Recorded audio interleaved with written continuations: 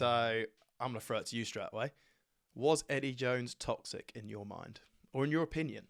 We're talking about Eddie because of Danny Kerr's book, where there's a few quotes about Eddie, if you want to take it away, Len. Yeah, so it is DC's book. I think it's out now, but he calls it Eddie Jones era and calls it a toxic environment. He says it was like living in a dictatorship. Remember what it felt like when someone was being bullied at school and you were just glad it wasn't you. That was the vibe. Did Eddie rule by fear? Of course he did. Everyone was bloody terrified of him. So that's his experience, or that's his view, certainly. But I can categorically say that my personal experience and my personal views are not the same as that. Yeah, I mean, I was definitely terrified of him after I played awfully on the weekend, I'll tell you that for free. But again, like you said, that's because he told you where you were at. And I think sometimes, he picked up things that potentially, like we said, he was so obsessed with the game. He picked up things that potentially other coaches or other people wouldn't. So I think that uncertainty about how you played and what he might pick up probably did bring out a bit of fear in terms of, what he might say in terms of reviewing a game. But as a person, I don't think I would say I was terrified of him at all. Like I said, he always used to crack me up, and he would just constantly take the mick out of me, and I just found it funny. We just laughed about it. Absolutely, mate. I think, like you've just said there, from my personal experience, from my time in that environment, from my time being coached by Eddie and being part of that team, it wasn't toxic. Like, it was a high performance environment where everything was geared around winning at the weekend. Everything we did was geared around being better, performing and winning. And I personally, like, for Eddie, is one of the greatest coaches I've ever had. Like, he is the best coach I've ever had. Like, undoubtedly. Tactically, like, extremely smart. Like, he knew what we could do and our strengths lied within the side. But with that, like, he constantly tried to pioneer in the way that we trained, the way we pushed things, the way that we did things differently. When we first turned up under Eddie, like, the whole thing was so different to anything we'd ever been. And he constantly went away trying to evolve it. How do we get better? And sometimes he pushed it very, very hard. That training was bloody difficult. Very difficult.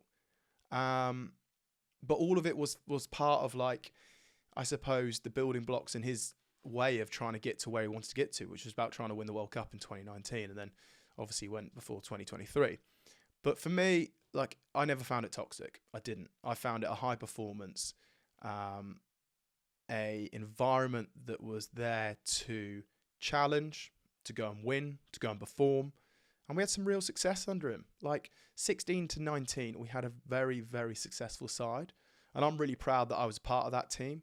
I'm really proud that I was able to, during that period, be part of an England team that won a Six Nations title, that won a Grand Slam, that got to a World Cup final, that went and whitewashed Australia away down under, that went on an 18-game winning streak, that played some great rugby, that beat teams that traditionally we hadn't before.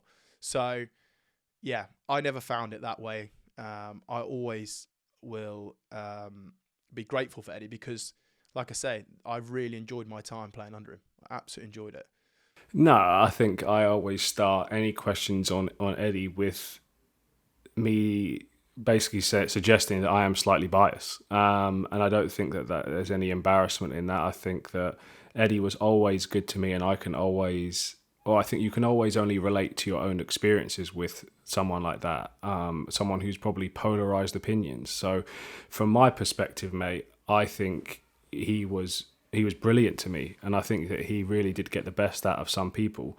I think that there was always method to the madness, and I think that sometimes potentially that method may have been wrong, and that may have got people worked up a little bit more than it may or should have done. But I think that behind it there was always a desire to improve players, and I don't think it was malicious, to be honest with you. I think it was just his burning desire to be part of a team that was successful, that won things. And most importantly, as we both know, Len, he was obsessed with winning a World Cup, and everything was focused on that. You know, the bloke barely slept at night because he was watching World Cup games from flipping 97 or wherever it may be. So I think it all comes down to that. Look, I think that things could have been managed better, probably. Yeah, that's the case. But, you know, everyone, you know, if they could go back, would change how they do things a little bit differently. I think toxic, personally, I think is probably the wrong word. But again, I would just like to highlight that this is my own personal experience of that situation. And as you know, Len, all he ever did with me was take the piss out of me completely. And I always had a laugh and a joke with me. I mean, we didn't have too many serious conversations, apart from when he told me going into the opening game of the 29 World Cup that he didn't select me. A dog he saw on the way to the training ground selected me. So outside of that, we had pretty normal conversations. And again, you know, maybe it's because I'm biased, but I feel forever indebted to him for how he got the best out of me, and how he brought on my career and backed me. So it's tough. You know, you've got to respect people's experiences and how they looked at things, but I can only speak on how I saw it and how I related to it.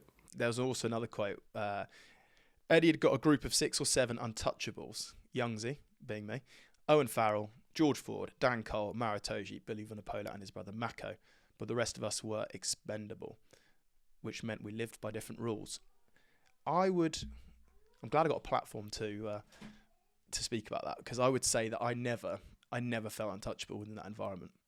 I knew that I had a huge responsibility to perform at weekends, because I knew that, you know, DC was a very, very good player, and I knew that I had to perform and play well.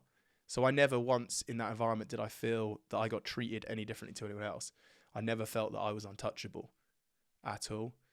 I got dropped a number of times, or, you know, would end up being on the bench and Danny would start.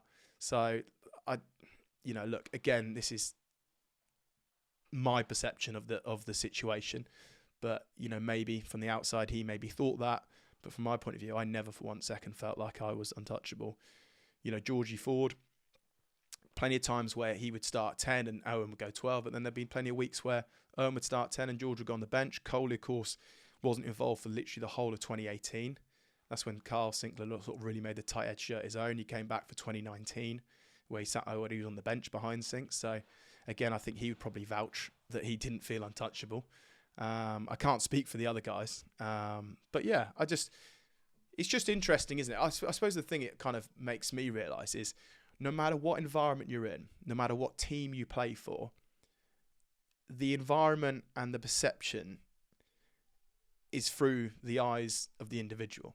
So what I could be perceived as the best environment I've ever been in, like a high performance environment and this and that and everything's great, a bloke stood next to me could have a completely different opinion on it, could feel so much different to how I feel about the environment.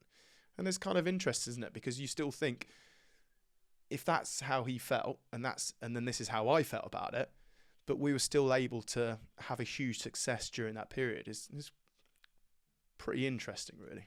On another point, Len, if you look at that group, like realistically, those are England's best players. So, and I'm not saying that they should be treated differently, and I don't think they ever were. I think, if anything, more was expected of them to lead and to do the right thing all the time. But in general, those are the best players. And outside of a few of Billy's external activities, he was a great person, I thought, for the team. And the rest of that entire group led by example. So, yeah, I don't know. It just seems a bit too coincidental that those are the best players in that era. I wouldn't say that they were untouchable. I think that more was actually expected of them. And I don't think they lived by different rules. I think that is slightly unfair. I think that those guys were the best at that time, and more was expected of them. So yeah, and especially on the you know for a fact, right? A lot of that group, including myself, the amount of meetings that we had to do, the amount of times in the evenings, like we're going in for more meetings, the amount of times we sit there and we would be challenged, and like we'd get a rocket, Like, we'd get it straight between the eyes of like, we're not doing the team, we're doing the team a disservice. We're not pushing them in the right direction. We're not challenging them hard enough. We're not training hard enough. Like, rule number one is you have to train before you can expect others to get to push others. Like, mate, we were in meetings all the time doing these extra bits, and you're right, like, more was expected of us, so we didn't have it easy. Like, we weren't untouchable. Like, we were, in many ways, we probably got it harder than anyone else. It's just that it was done behind closed doors, because it was done in a team meeting, sort of a leadership meeting, and behind, it was done in like a team leadership meeting away from the rest of the squad. And we were challenged incredibly hard at times. I remember being in Treviso for one of the World Cup camps, and shit, we got it. Like, we got it double barreled, mate, because we hadn't been doing things to the level of his expectation, right? And that happened a number of times, but that's all right. Like, you just cop it, and you go try to do something about it. So yeah, it just kind of comes back that we've all got different experiences of it. But from my point of view, Eddie will always be the best coach I've worked with. Closely followed by, I've got to say, Czech. Jesus Christ, Len, you trying to become an untouchable at Leicester already as well? Mate, I am not untouchable at Leicester. Christ, I wasn't untouchable at England. I'm certainly not untouchable at Leicester. I tell you what I am untouchable at is if I get the darb over the ball, mate. No one's clearing me out at the moment. I'm a jackal threat for all 9 other Premiership teams, as long as it's the final 20 minutes of a game.